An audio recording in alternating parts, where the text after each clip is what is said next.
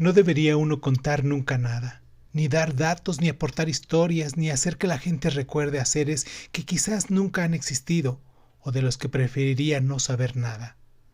No debería uno meter el dedo en la herida de nadie, ni siquiera en la propia, y mucho menos en la de los muertos, ya que no pueden defenderse, ni rectificar, ni exigir explicaciones, ni desmentir. Pero lo haré, lo estoy haciendo ya. Lo he hecho otras veces, y no solo porque me paguen por ello, o porque me lo pidan quienes podrían prescindir de mí, sino porque no sé resistirme a la tentación de que alguien me escuche, porque en el fondo a casi todos nos gusta que se hable de nosotros, aunque sea para mal. Este párrafo inaugural, con su ritmo hipnótico y autoconsciente, establece los ejes centrales de la trilogía: la ética de la narración, la memoria como traición y la identidad como un tipo de performance. La advertencia inicial, no debería uno contar nunca nada, funciona como una ironía fundacional, pues la novela explora precisamente los peligros de revelar u ocultar información. Para quien no me conoce y aún no se ha suscrito en el programa, yo soy Irving Sun. Esto es Crónica Lonares y esta es nuestra sección de Cuéntame un libro. Y hoy vamos a hablar de Tu rostro mañana, de Javier Marías. Comenzamos.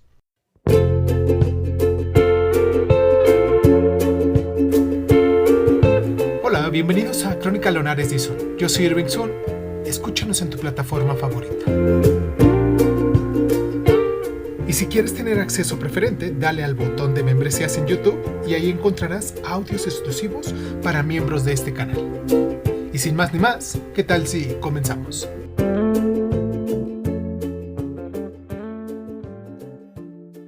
Cierra los ojos, cierra los ojos, cierra los ojos, cierra los ojos.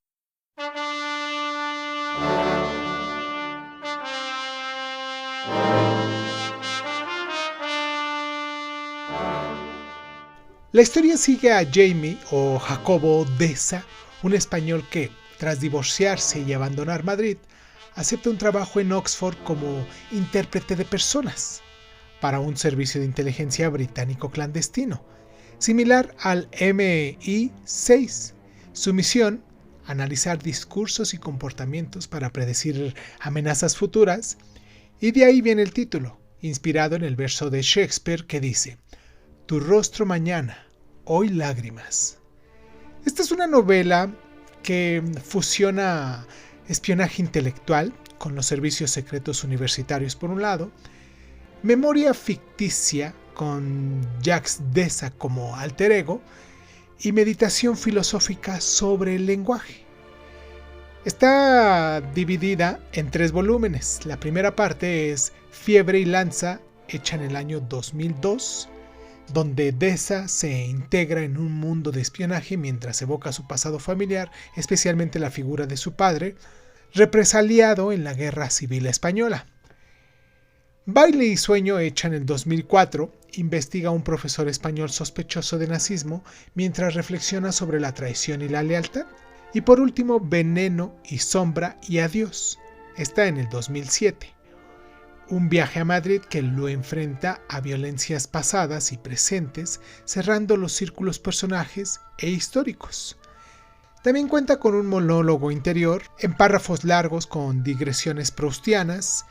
También tiene un estilo de fraseo musical como influencia de la traducción, con Javier Marías de traductor, con un humor negro cuando nos dice: los muertos son los mejores confidentes, y con pasajes de intertextualidad, en el caso de Shakespeare, por ejemplo, cuando nos habla de Enrique IV, de Joseph Conrad o de Faulkner.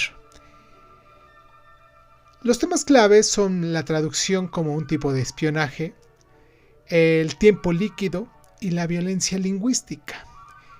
La perspectiva psicológica en el caso de nuestro narrador, Jacques Deza, que es un observador patológico cuando nos dice: soy profesional de la interpretación ajena. También representa el duelo congelado cuando nos hace el pasaje de la muerte del padre con un trasfondo autobiográfico. En el caso de Peter Weller, él nos representa al Maquiavelo académico, cuando crea un servicio secreto de intérpretes.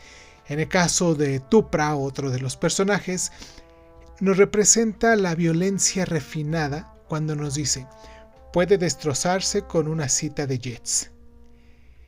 En la cuestión social o histórica, hace pasajes sobre Oxford en Londres de los años 90, en el momento en el que se pasa sobre el espionaje de la posguerra fría, de la KGB al Corporate Espionage.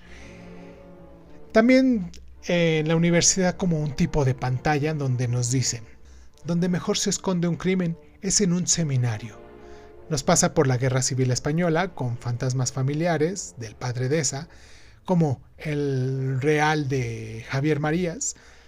La historia como también un tipo de herida cuando nos cuenta: los vencidos siempre mienten mejor. Y la Europa posmoral con el relativismo ético. Hablemos un poquito sobre Javier María, ¿les parece? Él nació en Madrid, viene de una familia de intelectuales. Su padre fue filósofo, su madre profesora. Estudió filología inglesa con cierto influjo de Henry James. Fue jugador profesional de rugby, traductor de Sterne, de Conrad y de Nabokov, miembro de la RAE. Él tiene el honor de sentarse en la silla R. Sus libros más conocidos, o a mi parecer los que más me han gustado, es Corazón tan blanco, esta novela hecha en 1992, Mañana la batalla piensa en mí, está hecha en 1994, y Berta Islas, entre tantas, esta última hecha en el año 2017. Ha ganado el premio de la FIL en el año 2021, pero rechazó otros como el Nacional de Narrativa. Sus influencias son William Faulkner con su monólogo interior, Joseph Conrad con su moralidad ambigua y Laurence Sterne con su tipo de digresiones.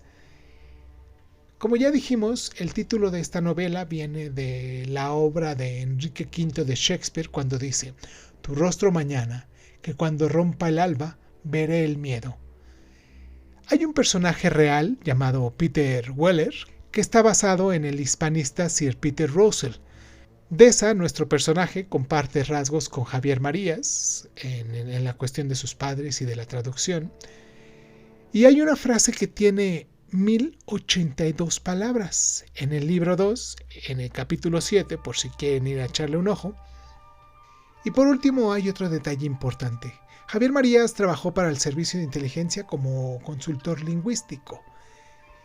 Sus obras posteriores profundizan en el espionaje doméstico, como su libro de Berta Islas.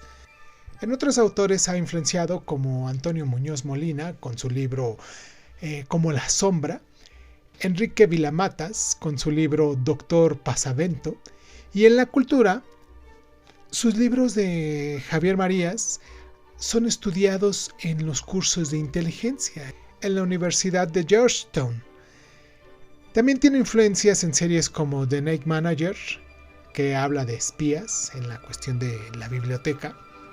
Y bueno, en conclusión, para pasar a nuestra segunda parte, Tu rostro mañana es una gran novela ensayo sobre la imposibilidad de conocer al otro, a uno mismo y al pasado. Javier Marías construye una red de traiciones elegantes donde el lenguaje es el arma definitiva, y como nos advierte su personaje principal, Jacques Deza, lo peor no es mentir, es tener razón demasiado tarde.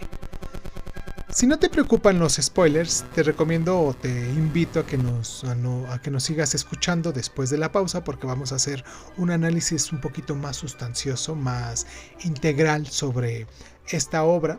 Vamos a hablar sobre pasajes de la misma obra y pues obviamente a lo mejor contaremos algunos spoilers. Si a ti te molestan los spoilers, te recomiendo que nos pongas pausa en este momento, que vayas a terminar la novela y que después regreses para escuchar esta segunda parte y que, en cierto modo, compares los puntos de vista que tú tienes con los de nosotros. Me gustaría mucho que antes de que te vayas nos des like, que nos compartas, que te suscribas con nosotros y sobre todo que nos dejes aquí en los comentarios cuáles son tus pasajes favoritos de este libro. si es que te animarías a leerlo por lo que acabamos de hacer, si te gusta la forma como lo estamos haciendo ahora o quisieras que modificáramos algo. Y pues nada, vamos a la pausa y regresamos. Como ya dijimos, la trilogía completa consta de Fiebre y Lanza en el año 2002, Baile y Sueño en el año 2004, Veneno y Sombra y Adiós en el año 2007. Esta es una novela de espionaje filosófico y está ambientada en la ciudad de Oxford, allá en Londres, en los años 90. Fiebre y Lanza, en la primera parte, titulada El reclutamiento, Jaime o Jacob Deza o Jacques Deza, un español culto y divorciado, es reclutado en Oxford por Sir Peter Weller, un viejo amigo de su padre, para trabajar en un servicio de inteligencia no oficial. Su labor es interpretar gestos y palabras de personas bajo sospecha, o sea, en este caso siendo ellos diplomáticos o empresarios. Y en todo esto se resume con un pasaje clave que dice: nadie miente con la frente, es en la boca donde empieza el engaño. También conoce a Trupa, el enigmático jefe que personifica el pragmatismo amoral del espionaje. En la segunda parte, llamada Baile y Sueño, en la parte del descenso, Jacques Deza se adentra en un mundo de la traición calculada, grabando conversaciones y manipulando encuentros. Es testigo de la violencia de Trupa cuando golpea a un hombre con un atizador y comienza a cuestionar su moralidad. En todo este caminito de la segunda parte hay ciertos flashbacks de la Guerra Civil Española, historia también de su padre, que paralelizan la crueldad del presente. En esta parte también hay un pasaje clave que dice: todos llevamos un verdugo dentro, solo necesitamos el permiso para sacarlo. En la tercera parte, llamada La Redención, Jacques Deza descubre a Luisa, su ex esposa que podría estar en peligro por su trabajo. Trupa le muestra un video donde él mismo, o sea, Deza, actúa con brutalidad bajo presión, revelando su propia capacidad para el mal. Para terminar, abandona el servicio, regresa a Madrid y se reencuentra a Luisa, pero la relación es ahora, ¿cómo decirlo?, un eco de lo perdido. En todo esto hay un pasaje clave también, que dice: el futuro no existe, solo hay rostros que anticipan lo que ya hemos decidido ser. Los temas principales, como les dijimos, es la traición como oficio, donde el espionaje funciona como metáfora de las relaciones humanas, la violencia latente cuando o cómo la Guerra Civil Española resuena en el presente, la identidad fluida donde Deza o Jacob o Jacobo o Jacques, nombres que reflejan su división interna. Y por último nos habla del tiempo y la memoria. Tu rostro mañana alude a la imposibilidad de predecir, pero también de escapar del pasado. La narrativa, como dijimos, son frases largas y digresivas, con ecos de Henry James o de Bros. La estructura son monólogos interiores que mezclan presente, pasado y especulación. Esta obra es considerada la obra cumbre de Javier Marías y una de las mejores novelas españolas del siglo XX. Y ahora te preguntarás, ¿por qué habríamos de leerla? Y te voy a contestar. Si te interesan las novelas que mezclen suspenso con profundidad psicológica o reflexiones sobre el pasado traumático de España de los años 90, esta trilogía es, ¿cómo decirlo?, una experiencia única. Eso sí, requiere mucha paciencia. Es como escuchar un monólogo brillante pero interminable en un bar a las 3 de la mañana. Vamos a hacer un ejercicio de imaginación como lo hemos estado haciendo en los últimos capítulos de estas reseñas que llevamos ya un par de semanas, ya vamos a cumplir un mes haciendo este tipo de reseñas. Déjanos aquí en los comentarios si te está gustando este formato o no. Y pues si a los que nos han estado siguiendo saben que hacemos un ejercicio de imaginación para podernos meter un poquito con la historia, porque a continuación vamos a leer los primeros 2 párrafos, pero para eso pues necesitamos a lo mejor ubicarnos en el tiempo y espacio, y por eso es este ejercicio de imaginación. Imaginemos una sala ovalada en Oxford con estanterías hasta el techo. Jacques Deza, un tipo más o menos de unos 40 años, con gafas, observa desde una galería superior a un grupo discutir en torno a un mapa de Europa. Reflejados en un espejo convexo, los rostros de Trupa y Weller aparecen distorsionados. Y en el primer plano, una máquina de escribir con un folio que dice Informe confidencial. A través de la ventana, un jardín donde 2 figuras indistintas intercambian sobres. En la mesa, un ejemplar abierto de Enrique V de Shakespeare junto a una grabadora que registra silencio. Y ya que tienes todo este paisaje en mente, te voy a dejar con esta frase final. Nunca sabré cómo fui visto, ni cómo me verán, y acaso sea mejor así. Si te gusta esta nueva forma de reseñas, de resúmenes que estamos haciendo con estos libros, me gustaría mucho que te suscribieras, que nos dieras like, que nos compartieras y que nos dejaras tu libro favorito, ¿vale? Te mando un abrazo donde sea que nos encuentres. Yo soy Irving Sun, esto fue Crónica Lunares y nos escuchamos la próxima. Los dejo con esto.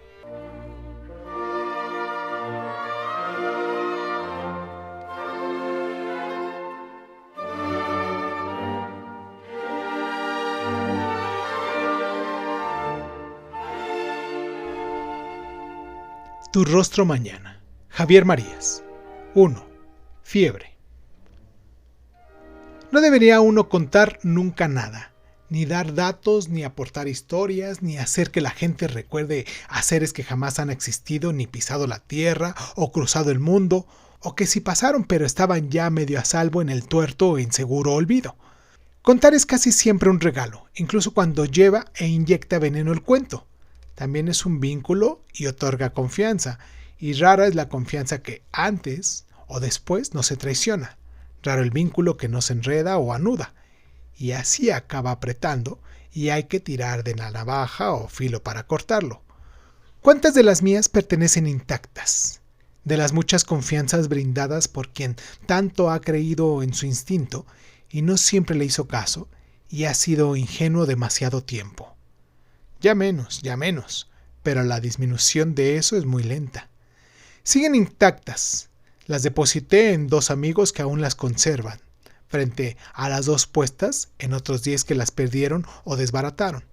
La escasa que di a mi padre y la pudorosa que di a mi madre, muy parecidas, si no, fueron las mismas. La de ella, además, no duró mucho, ya no pude defraudarla, o solo póstumamente, si hiciera yo algún día mal descubrimiento y dejara de ocultarse algo oculto. No perdurará la de mi hermana, ni la de ninguna novia, ni la de ningún amante, ni ninguna esposa pasada, presente o imaginaria. Puede ser la hermana, la primera esposa, la esposa niña.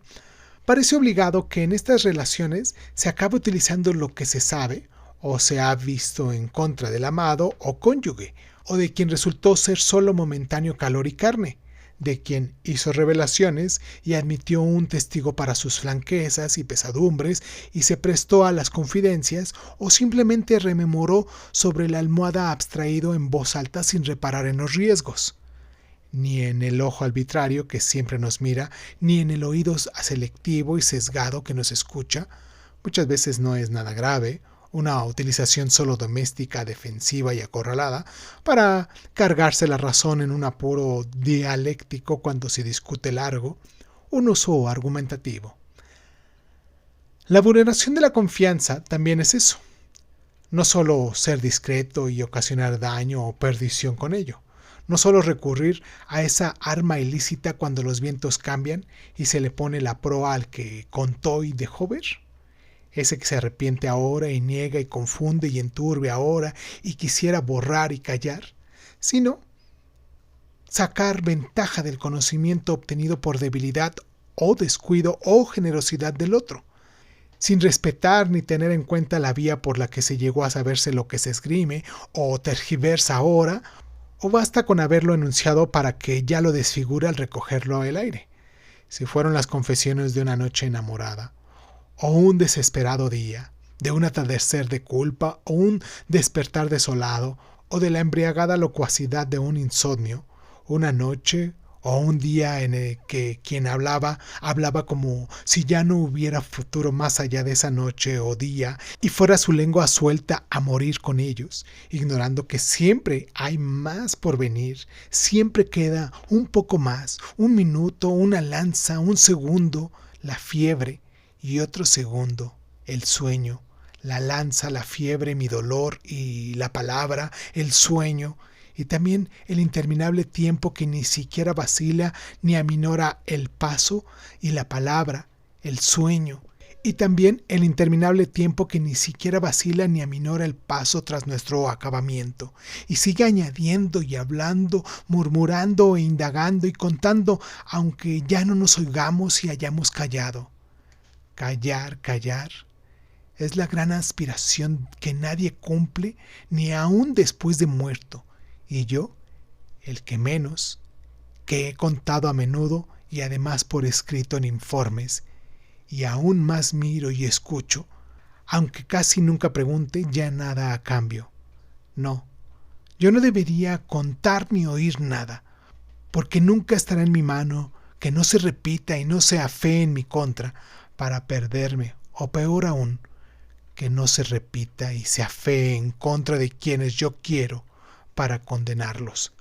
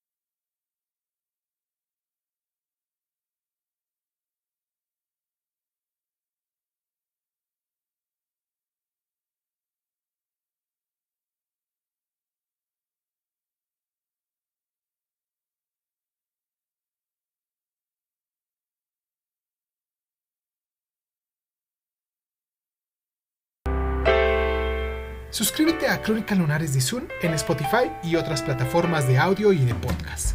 Si te gusta lo que estamos haciendo, regálanos un like, comparte este audio en tus redes sociales y sobre todo, déjanos un comentario con tus inquietudes, ¿vale? Crónica Lunares de Zoom es un programa de divulgación cultural conducida, narrada y comentada por Irving Sun y en muchas ocasiones por invitados especiales. Si quieres participar leyendo tu cuento favorito en voz alta, recuerda ponerte en contacto con nosotros. Agradezco infinitamente a todos los lunares que con sus donaciones hacen que este canal crezca y me sienta motivado a hacer lo que me gusta hacer y mostrárselo en estas plataformas. Gracias infinitas. Yo soy Irving Sun, esto fue Crónica Lunares y ¿qué tal si nos escuchamos después?